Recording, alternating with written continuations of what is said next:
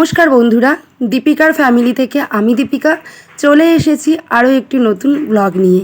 তোমরা কেমন আছো? আশা করছি ভালো আছো, সুস্থ আছো। আর আমিও ভালো আছি তোমাদের ভালোবাসায়। সকালে সমস্ত বাসি কাজ কর্ম সেরে, আর কালকে তো আমাদের সুতো দিয়েছিল, তো সুতোগুলো বস্তার থেকে ঢালা হয়েছিল না, সুতোগুলোও গুছিয়ে রাখলাম, কারণ আমরা এক ঘরেই রান্না, এক ঘরেই কাজ, তো তোমরা আমার ভিডিওতে দেখতেই পাও। তো এই জন্য সুতোগুলো গুছিয়ে রাখলাম, নইলে এই ঘরটা আবার খুব নোংরা হয়ে যায়। তাই চেষ্টা করি মোটামুটি সমস্ত কিছু গুছিয়ে গাছিয়ে পরিপাটি করে করার। যেহেতু আমার সারাটা দিন চলে যায় এই রান্নাঘর প্লাস কল ঘরে, তো আমার সাথে যদি কেউ দেখা করতে আসে তাহলে কিন্তু এখানেই তাকে আসতে হয়। এই জন্য কিন্তু আমি এই ঘরটা চেষ্টা করি পরিপাটি করে গুছিয়ে রাখার। আর এখন দেখো আমি চলে এসেছি রান্নাঘরে রান্না করতে।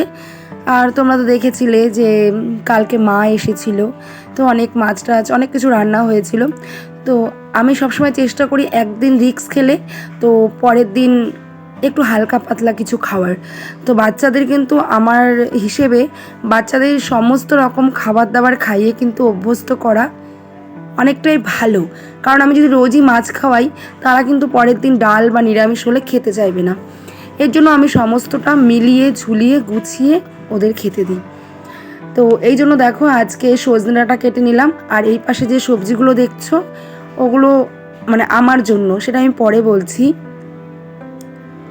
আর এখানে দেখো তোমাদের দাদা ভাইয়ের জন্য একটা ডিম সিদ্ধ করে নিয়েছিলাম, ওকে রোজই একটা করে ডিম সিদ্ধ দিই। আর যে সজনে ডাঁটাগুলো কেটে রেখেছিলাম এখন সেটারই চচ্চড়ি হবে সর্ষে বাটা দিয়ে।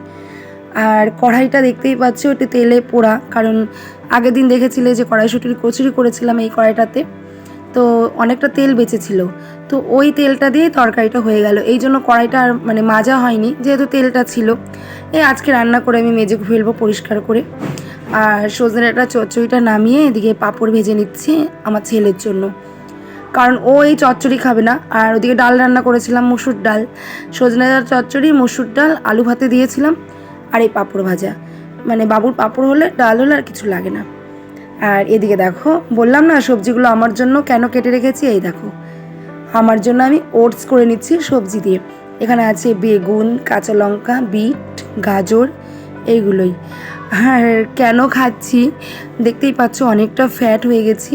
তো আমি নিজে নিজে একটা 15 ডেজ চ্যালেঞ্জ নিয়েছি, দেখা যাক সেই চ্যালেঞ্জে আমি জয়ী হতে পারি কি না। তো সেটাই দেখার, তোমরা আমার ভিডিওটা দেখলে আস্তে আস্তে যদি পরিবর্তন হই তো অবশ্যই বুঝতে পারবে।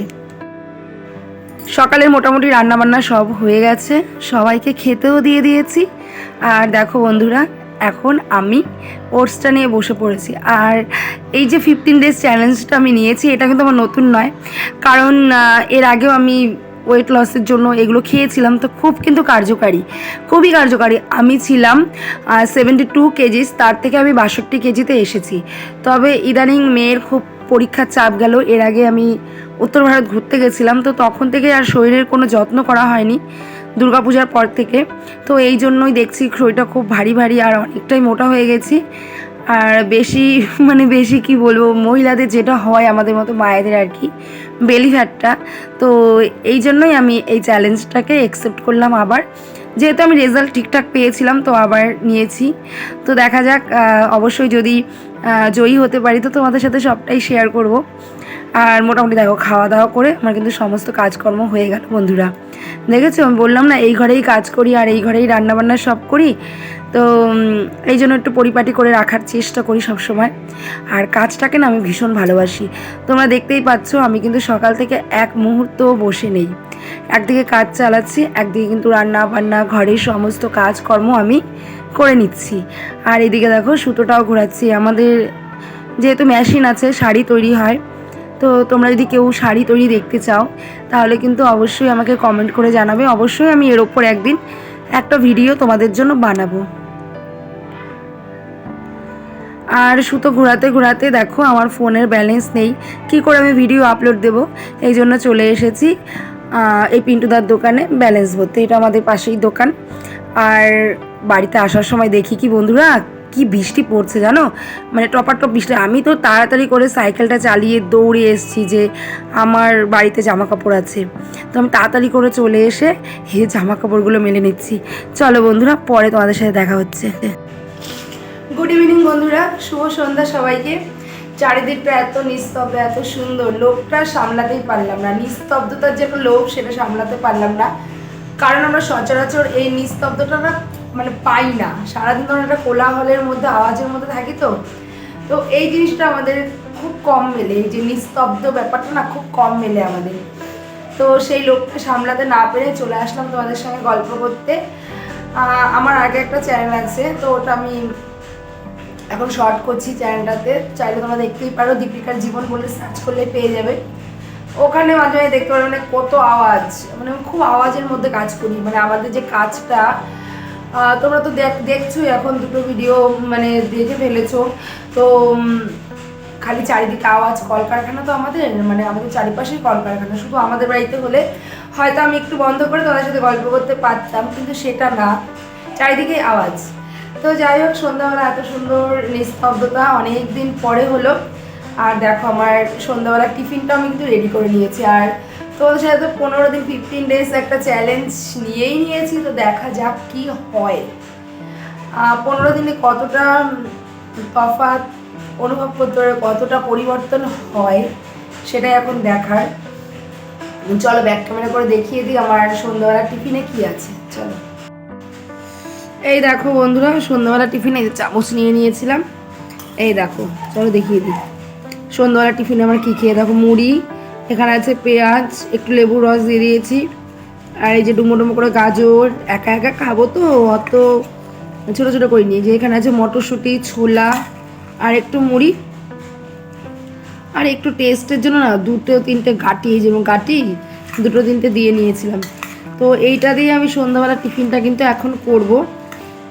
বেশ ভালো লাগে, তোমরা খেয়ে দেখবে, বেশ টেস্টি লাগে। কিন্তু একটু বিট নুন হলে আরও ভালো হয়, মানে একটু বিট নুন যদি একটু ছড়িয়ে দেওয়া যায় না, আরও বেশ মানে সুন্দর, আরও টেস্টি লাগে। আর পাতিলেবুর রস দিলে দারুণ লাগে কিন্তু। তো চলো বন্ধুরা খেয়ে নিই। আর অনেকটা টাইম কিন্তু আমি তোমাদের সামনে আসিনি, কারণ অনেকক্ষণ একটু ব্যস্ততার মধ্যে ছিলাম। তারপরে সৃজা এসেছিলো, ওকে একটু পড়ালাম, এই জন্য আর অনেকটা টাইম আসতে পারিনি। তো চলো বন্ধুরা তাড়াতাড়ি করে খেয়ে নিই, কারণ খিদেও পেয়েছে প্রচণ্ড। আসছি বন্ধুরা, দেখো বাবুও চলে এসেছে পড়ে। আর ও না এই টাইপসের খাবার খেতে ভীষণ ভালোবাসে। আমি যখনই তোমার শশা টশা দিয়ে মুড়ি মাখি, ও ভীষণ ভালো খায় আমার সাথে। তো ওকেও দিয়ে দিলাম এটা। তো খাওয়া দাওয়া কমপ্লিট করে কাকুকে বলেছিলাম কি এই যে টেবিল ক্লথ এনে দিতে। আর এখানে দেখো কতগুলো টেবিল ক্লথ, আমি লালটা পছন্দ করেছিলাম তো ওটাই নিয়ে নিয়েছিলাম। আর একটা কথা, আমি যে 15 দিনের চ্যালেঞ্জটা নিলাম, এটা থেকে আমি জয়ী হতে পারবো দেখা যাক, এটাই দেখার বিষয়।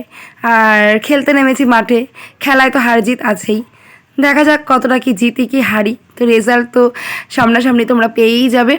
আর দেখো আমি এই লাল কালারের টেবিল ক্লথটা কিন্তু পছন্দ করে নিয়ে নিয়েছি। তো কেমন লাগে তোমরা কমেন্ট করে জানিও। ওপাশে যে টেবিলটা ছিল ওটাতেও পেতেছি, এটাতেও পেতেছি।